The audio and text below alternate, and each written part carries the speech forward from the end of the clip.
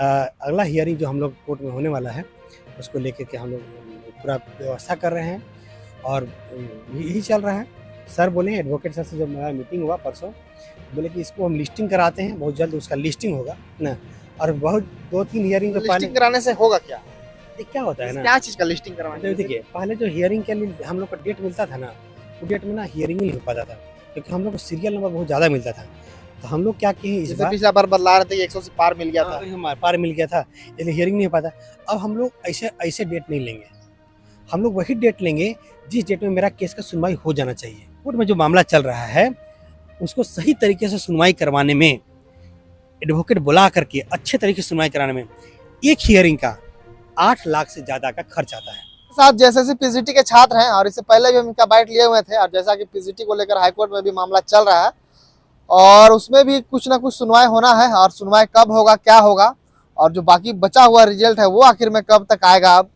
और समझ सकते हैं कि जिनका नियुक्ति हो चुका है उनको जो है एक तरह से काम भी कर रहे हैं, पढ़ा भी रहे हैं स्कूल में, उनको सैलरी मिलना स्टार्ट हो गया है। और जितना का एग्जाम हुआ 3120 पद का, उसमें से जो है अभी बचा भी हुआ है रिजल्ट, आखिर वो कब तक आएगा, ऐसा क्यों छूटा हुआ है, पूरा मामला को हम जानेंगे। क्या कहेगा पीजीटी को लेकर, क्या अपडेट है?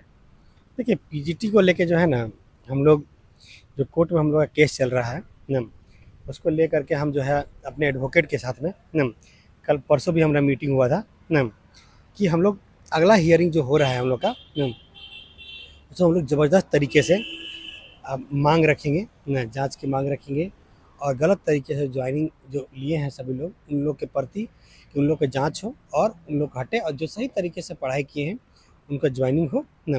उसको मांग को लेकर के हम लोग जो है अगला हियरिंग जो हम लोग कोर्ट में होने वाला है उसको लेकर के हम लोग पूरा व्यवस्था कर रहे हैं और यही चल रहा है। सर बोले, एडवोकेट सर से जब मेरा मीटिंग हुआ परसों, तो बोले कि इसको हम लिस्टिंग कराते हैं, बहुत जल्द उसका लिस्टिंग होगा ना।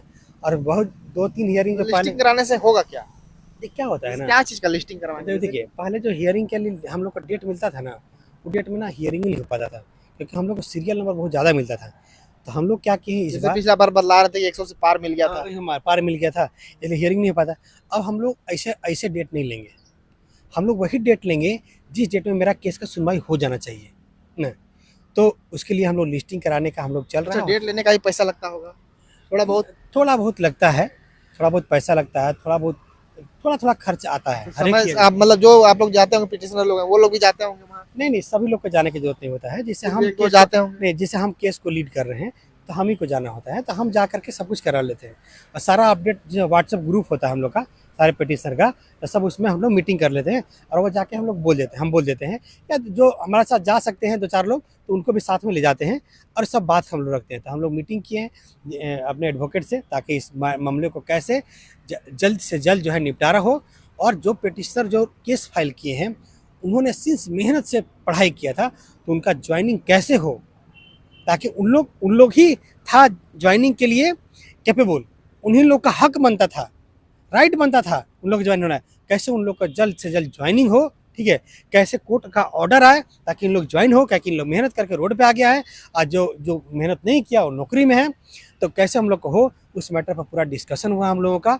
और यही चीज़ मामला हुआ है। सब हम लोग जो है, हमारे जो एडवोकेट हैं काफ़ी बढ़िया है ना। अच्छा, कब तक चलेगा पीजीटी का ऐसा मामला? देखिए हम लोग जल्द से जल्द निपटाने का कोशिश कर रहे हैं पीजीटी को।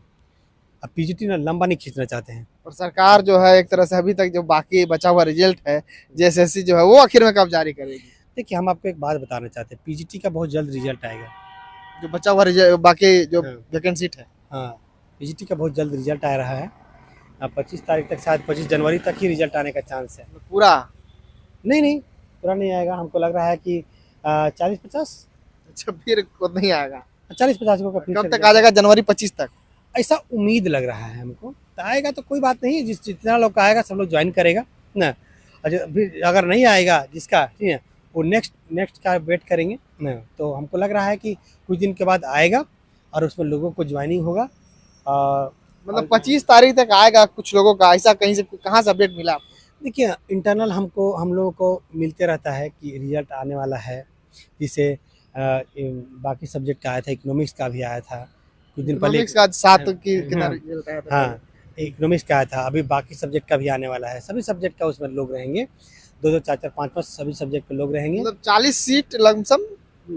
40-50 सीट आ रहा है, 40-50 सीट। और ये भी बताना चाहते हैं सभी लोगों को, देखिए ये बात एकदम मान के रखिए है ना, कि आप सच्चाई के मार्ग पे चल रहे हैं तो आप वोट पहुँचिए। अगर सच्चाई के अगर आप सोचते हैं कि नहीं, लोग जो है जहाँ पे आदमी, मान लीजिए कहीं पे बेईमान आदमी बैठा हुआ है, जहाँ पे गुंडा मवाली बैठा हुआ है, क्रिमिनल बैठा हुआ है, उससे आप कहिएगा कि भाई सच्ची सच्ची हम नंबर लाए, हमको नौकरी दे दो, पता क्या बोलेगा वो? चल हट, ठीक है। तो इसीलिए आपको बोलना चाहते हैं कि ऐसे लोग जो सेकेंड डीबी के लिए, सेकेंड के लिए वेट कर रहे हैं, आप लोग मत वेट कीजिए, आप लोग नेक्स्ट तैयारी कीजिए। या अगर आपके पास कैपेसिटी है, आपके लोगों के जिसके पास पहुंच होता है, वो लोग तो नौकरी ले लिया, जिसके पास पैसे था नौकरी ले लिया। फिर भी आपके पास अगर पैसे हैं, पहुंच है, तो नौकरी ले लीजिए। और पैसे हैं तब मुझे भी कांटेक्ट कर दीजिए, हम भी नौकरी दिला देंगे आपको। क्या है, जाके जीएससी के पास जाएंगे, उसे गेट के पास बैठेंगे, भाई पैसा नौकरी दो। हमारे पास तो भाई पैसा नहीं है, इसलिए हम पीजीटी का नाम छोड़ दिए हैं कि हमको नौकरी, हमको लिस्ट में नाम आएगा। कभी लिस्ट में मेरा नाम नहीं आएगा। हम जो है अगला पीजीटी का लड़ेंगे। अभी जो सीट बचा हुआ है, क्या उसमें नहीं आ सकता है? मैथ का क्या पूरा आ गया है? आप जिस मैथ के इस साथ हैं, जन्म में 30 मिट जाए ना तो भी मेरा नहीं आएगा। क्या है, ऐसा क्यों बोल रहे हैं? हम बता रहे हैं, हम पैसा नहीं देंगे ना, इसीलिए हम पैसा नहीं देंगे, इसलिए नहीं होगा मेरा। 10% का जैसे बोलते हैं आपके आ जाता है, तो 10% में क्या आप शामिल नहीं हो सकते कभी? 10% जो इसको आता है ना, वो आ चुका।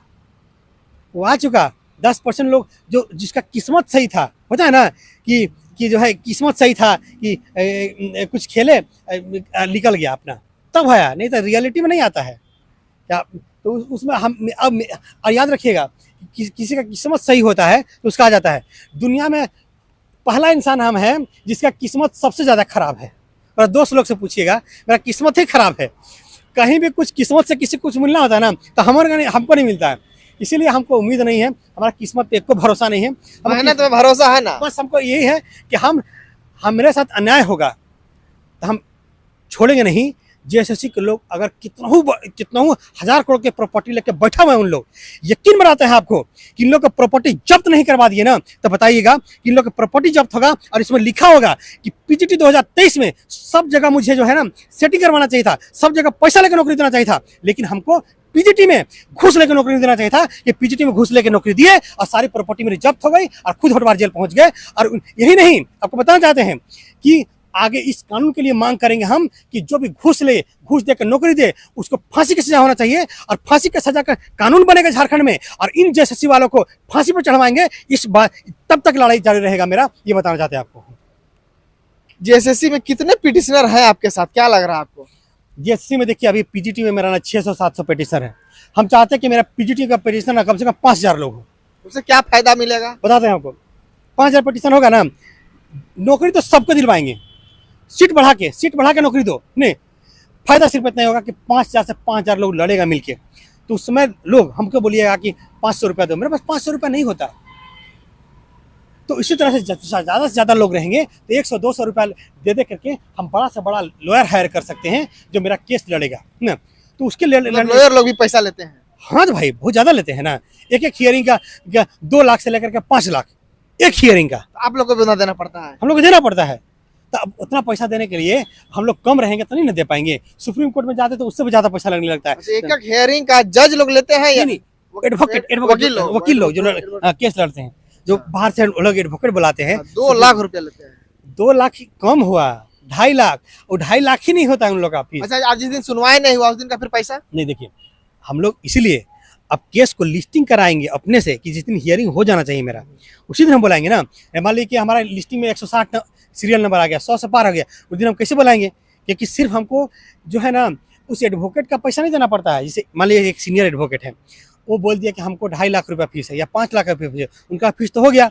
उसके साथ में कम से कम 10 एडवोकेट सपोर्टिंग एडवोकेट भी होते हैं, उनका भी चार्ज लगता है ना। मिला जुला के एक एडवोकेट बुलाने में कम से कम सुनवाई तक कराने में 8 लाख से प्लस पैसा खर्चा आ जाता है। तो वो हम लोग कम रहेंगे तो हम नहीं जीत पाएंगे।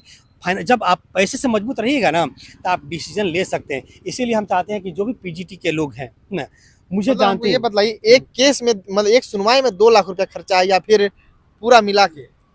एक सुनवाई में नहीं, अगर सही से आप सुप्रीम कोर्ट का एडवोकेट बुला कर सुप्रीम कोर्ट ने, हाई कोर्ट में जो मामला चला उसने, हाई कोर्ट में जो मामला चल रहा है उसको सही तरीके से सुनवाई करवाने में, एडवोकेट बुला करके अच्छे तरीके से सुनवाई कराने में एक हियरिंग का 8 लाख से ज़्यादा का खर्च आता है। एक हियरिंग का, एक बार हियरिंग हुआ उसका बताना आपको कैसे कैसे आपको बताना चाहते हैं।